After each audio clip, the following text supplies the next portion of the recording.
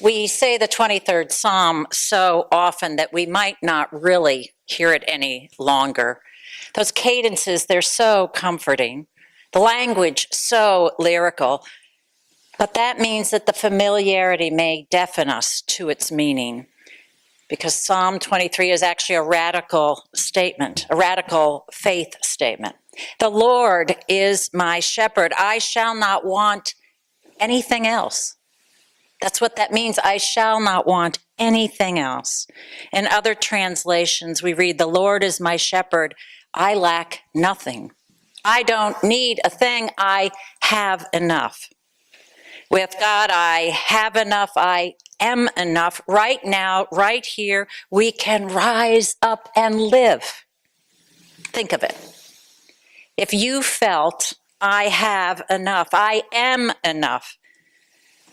Why? Because ultimately you trust that there is a living purpose behind the universe, an energy, a light available, a strength and peace into which we all can connect, a web that we're part of, that feeds us, that quenches our thirst, that restores our soul when we're connected with it.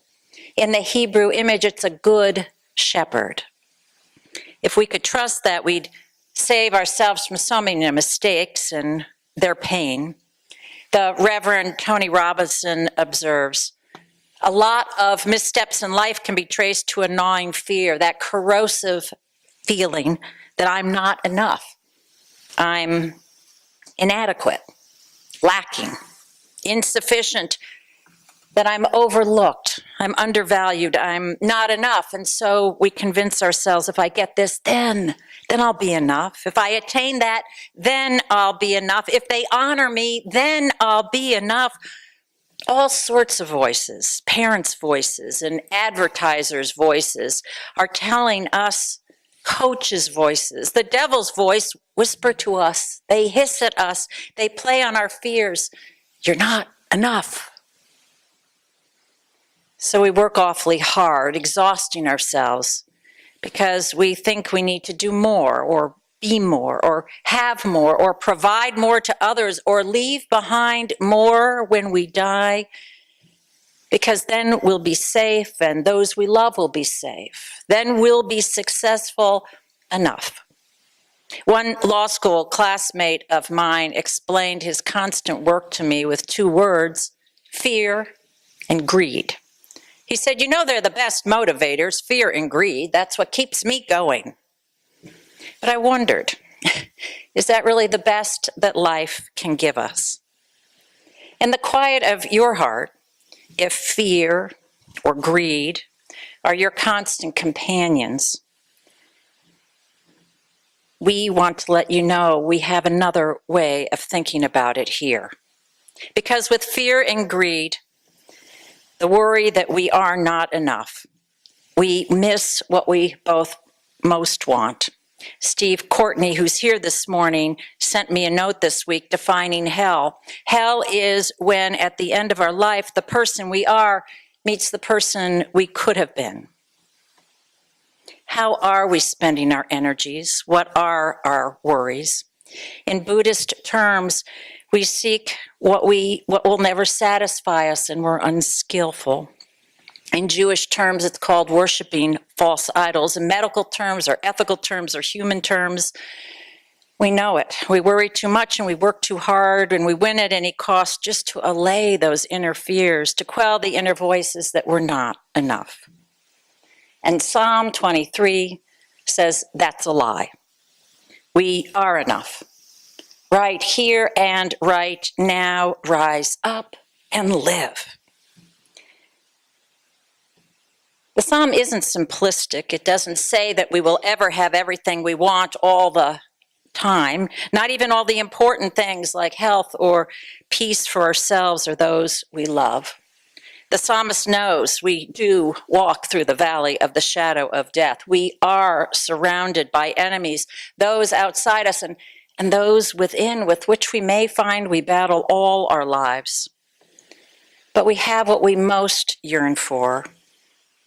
The psalm says, I will not fear, for thou art with me. The Reverend Frederick Buechner notes that the psalm turns at that point Up until now, we've been talking about God.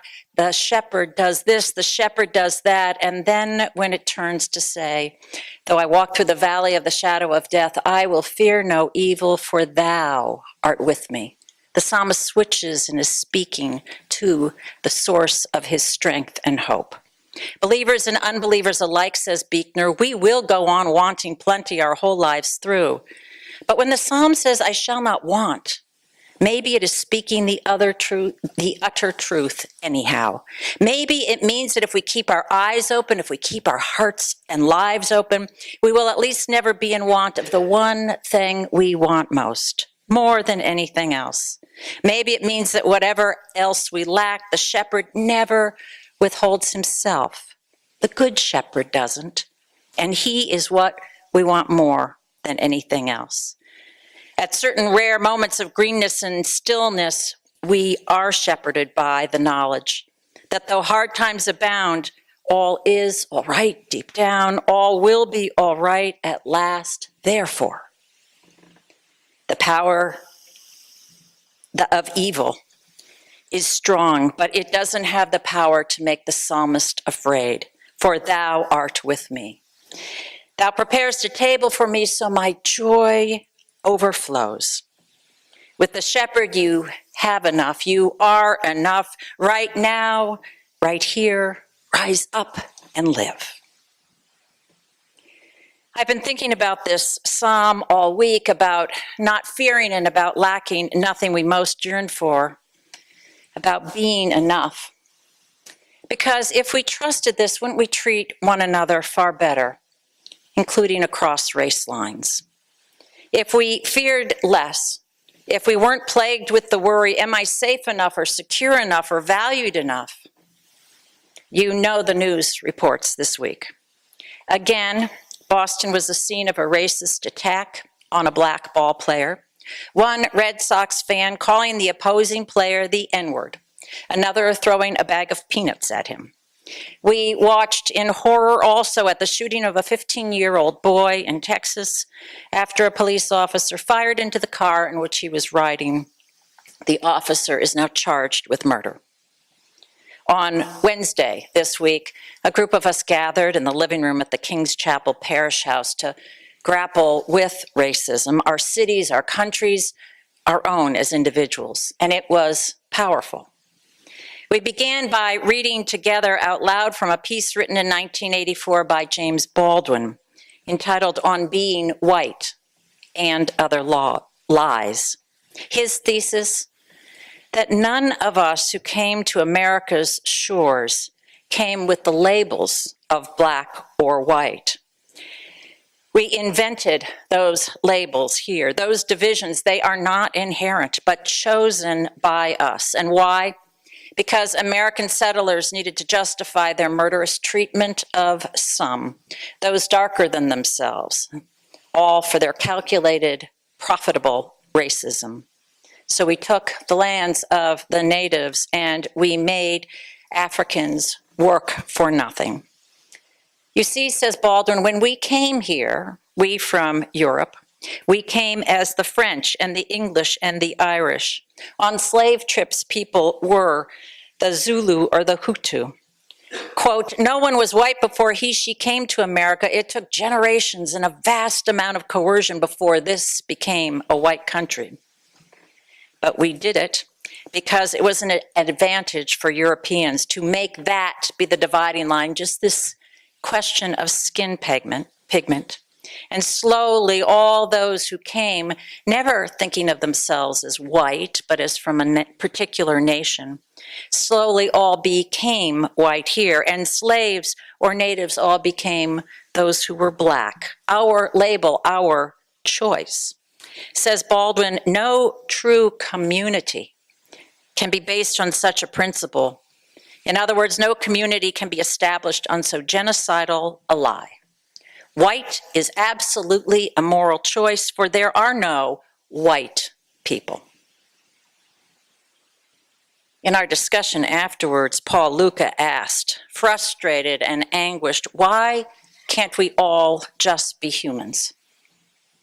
Here's one possible answer. we fear we're not enough.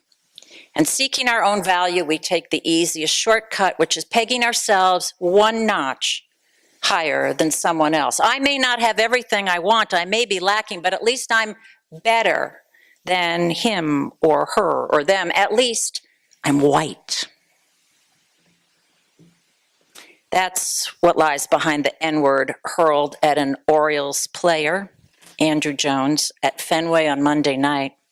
What lies behind the N-word whispered the next night to a white father after a Nigerian woman sang the national anthem on Tuesday. Oh, she was singing it in an N way. What is that? It's the taunt. Well, I'm white and you're N. You may be singing the national anthem to a large crowd while I sit far away and nobody out far from the microphone, but at least I'm white. I know the real way, the white way to sing an American song. You may be well-paid, 5-time All-Star player Andrew Jones, while I sit in the bleachers and nobody, but at least I'm white, you N-word. James Baldwin is right. When we make this moral choice, we lose all moral authority. I admit before I heard about the Fenway incident, I myself bristled when I overheard another conversation about racist Boston. I felt defensive for our city. Oh, but we're so much better now, I said. And then I read the column written by Globe sports reporter Christopher Gasper, who stated this truth about my immediate defensiveness. Boston has a racist reputation it earned in the past, yet no longer deserves. But racism can't be regarded as Bigfoot, some imaginary menace that few have witnessed and that even fewer believe exists. It's not chimerical, it's all too real. This is a city, he writes, that trades on history, and we know that here at King's Chapel. But when it comes to racist behavior, it wants to elide it completely. Suddenly, the racist rancor of school desegregation and intruders filling the home of Celtics legend Bill Russell with racial epithets and defecating on his bed is to be buried and forgotten, expunged from the record and the discussion. Russell's treatment is ancient history for many, but what's not is the hail of racist tweets that were unleashed when black hockey player Joel Ward scored the game winner for the Washington Capitals in overtime of Game 7 at TD Garden to eliminate the Bruins from the 2012 Stanley Cup playoffs. Speaking from experience, concludes Gasper, anyone who has ever been called the N-word is not liable to mistake it for another. It's time to face the facts and focus on eradicating this behavior instead of trying to deny its existence. Gasper's right. As Christians, it's our job. How do I, as an individual, not buy into the fears that I've assimilated? So when black men approach me, I fear them more than I would were they white. How do we as a church see those who enter here, not first by class or race, but as siblings? How do we stand as a city and country together saying again, racism is not an acceptable choice, not here and not now. We used to do that. The Red Sox did it again this week when they banned for life the man who used the N-word for the Nigerian singer. They did so again this week because that father, that white father of a black son sitting next to him, had the courage to say, that is not acceptable, not here, not now. What would give you strength to do the same? For me, it comes back to this. The Lord is my shepherd, I shall not want. I am enough, and so are you. Rise up, all of us, because we can live. On Tuesday night, the fans at Fenway did rise up. The first-time Orioles player Andrew Jones came up to bat. Somewhere in the stands, it started an idea that had been planted by Mayor Walsh.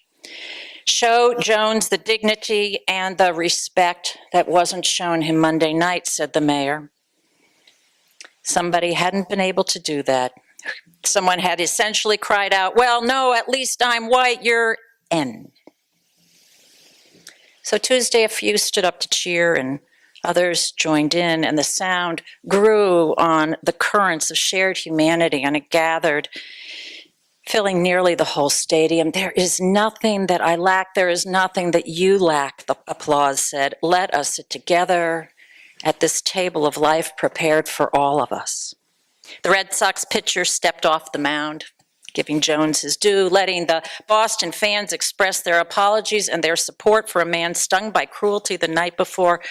And Jones, the Orioles player, tipped his hat to the Fenway faithful.